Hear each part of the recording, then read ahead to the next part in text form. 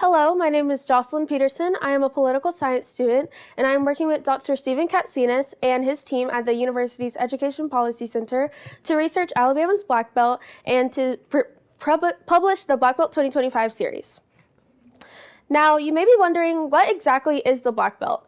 Well, the Black Belt describes 24 counties in the state historically known for its rich, dark soil, making this area very suitable for agricultural production and creating rural communities. Now, this area is characterized by majority-minority populations and persistent poverty rates. In fact, every county in the state with the majority-minority population and with persistent poverty rates are located inside the Black Belt. Unfortunately, this area has long faced socioeconomic, infrastructural, and educational issues, and the research done by the Education Policy Center seeks to illuminate and address said issues. Now, it is important to note that there is no concrete definition of the Black Belt accepted federally, so this is what makes it hard for this region to receive research funding. Since 2020, the Education Policy Center has published 2 series of issue briefings highlighting various issues. In the 2020 series, significant findings were discussed, such as population decline, a high unemployment rate, and a lack of labor force participation.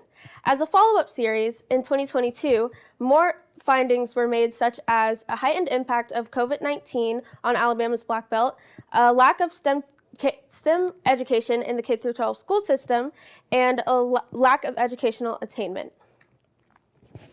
The Black Belt 2025 series builds on previous findings by updating and revisiting certain briefings from the Black Belt 2020 series, and I'll touch a little bit more on what this means in the next few slides. We also aim to highlight new areas for targeted intervention. As the center did in 2022, we plan to build on this research and discuss new areas. And finally, we help to inform evidence-based policy decisions. This is one of our most important objectives because the main purpose of releasing these issue briefings is to serve as a crucial resource for policymakers, researchers, and community leaders so that hopefully the problems discussed in our briefings can be rectified in the future. For previous findings that need to be revisited in the Black Belt 2025 series, starting with the labor force participation. As Chart 1 illustrates, in 2020, the Education Policy Center found that the labor force participation in Alabama's Black Belt was significantly lower than the rest of the state and than the U.S. as a whole.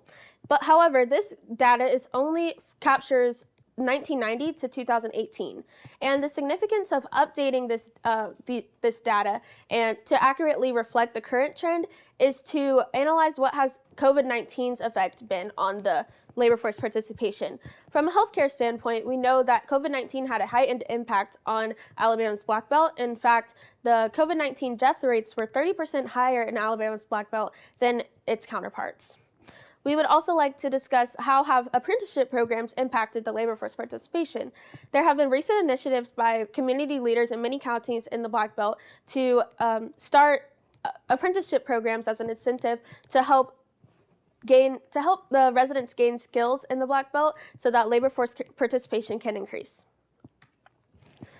And the second example of a previous finding that needs to be revisited is the location of businesses in the Black Belt. In the 2020 briefing, the Education Policy Center found that there are few advanced and automotive manufacturing industries located within the Black Belt. However, we plan to do a follow-up briefing to examine the success of minority-owned rural manufacturers and entrepreneurs. And if we can analyze how much intergenerational wealth has been transferred from rural Black family-owned businesses to their descendants, and if the answer is very little, then we can propose that the state consider programs to support entrepreneurship in the counties. As for new topics that need to be explored in the Black Belt 2025 series, Chart 3 displays the personal income per capita for every county in Alabama in 2018. As you can see, the majority of the Black Belt counties, denoted in black, are at the lower end of this spectrum, with the exception of Montgomery County, which is right at the state average at about 42,000. Now, why is personal income relevant to land ownership? Well, research shows that land ownership is a key method of gaining and maintaining wealth. So if we can find out what percentage of Alabama's Black Belt is owned by non-residents of the region, we might be able to highlight an underscoring issue, the underscoring reason why the personal income in the Black Belt is lacking behind the rest of the state. And another topic that we should be exploring in the Black Belt 2025 series is climate extremes in Alabama's Black Belt. This would be analyzing the impacts of climate extremes on land utilization, community vulnerability, and more in the Black Belt through a partnership with NASA. As diagram 1 illustrates, the communities in the Black Belt are at risk of facing environmental disparities due to their vulnerability and the threat of the climate around them. So them being at a higher risk makes it even more important to analyze the effect that the climate extremes have had on residents in the county.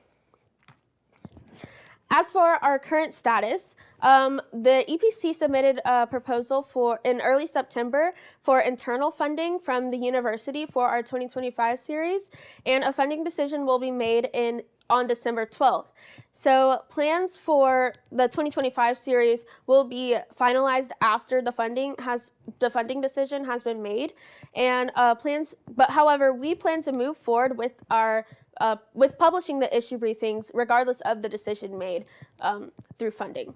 We are also looking into adding partners.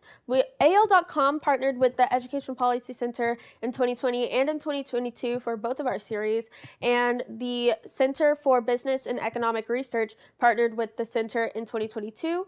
So we are looking to expand and add more partners in order to reach a wide variety of people. Finally, thinking ahead, we have created a network of mayors, legislators, and other important contacts in fall 2024 in preparation for a more effective distribution system. Because as I said before, the main purpose of releasing these issue briefings is to reach as many people as possible to serve as a resource for researchers, policymakers, and community leaders so that these problems can be rectified in the future, hopefully. Thank you. Any questions? Yes. So rural healthcare in Alabama is in a crisis, especially in Black Belt counties. Do you happen to see any connections between what the Black Belt Series 2025, like economic issues, would make connections to healthcare where some people have to drive over an hour and a half for emergency care? Are there any connections there, or do you have any kind of thoughts on that topic? Yes, we have been recently talking with AL.com actually, because in Sumter County, in one of the Black Belt counties, they have shut down their last hospital and they're down to one ambulance. So this definitely is a problem that isn't just an off occurrence. It's happening throughout the Black Belt counties. So our research helps highlight the impact of those types of decisions so that something can be done. How will you ensure that the data and insights found through your partnership with NASA are actionable for local policymakers and not just descriptive? Yes, thank you. So at the end of every issue briefing, we have a section for policy recommendations, and this is really what we're adding to the partnership with NASA. The researchers that we're working with at NASA will give more of a science-based insight, and then we come in to help give policy recommendations that the community leaders and policymakers are able to understand.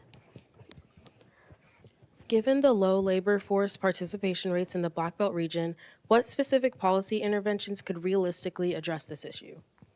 Yes, so specific interventions that can be done are things such as I mentioned before, the apprenticeship programs. That's one of the recommendations that the center put forth in their 2020 series.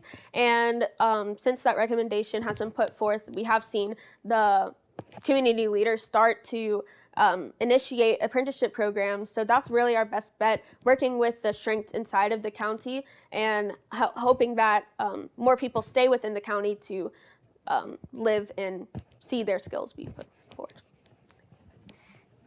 What role do you see local businesses and industries playing in addressing the economic challenges identified in the Black Belt, and how might your research support their involvement? Yes, so we see the local community leaders and business owners playing a huge major role in the in the process. This is seen through, in 2022, we released an issue that was a profile of community leaders in the Black Belt, highlighting their work that's been being done to help gain more jobs for people in the Black Belt, help the people in the Black Belt acquire more skills. And so we see this partnership as being a very close one, and hopefully community leaders will be able to look at our research and help develop ideas.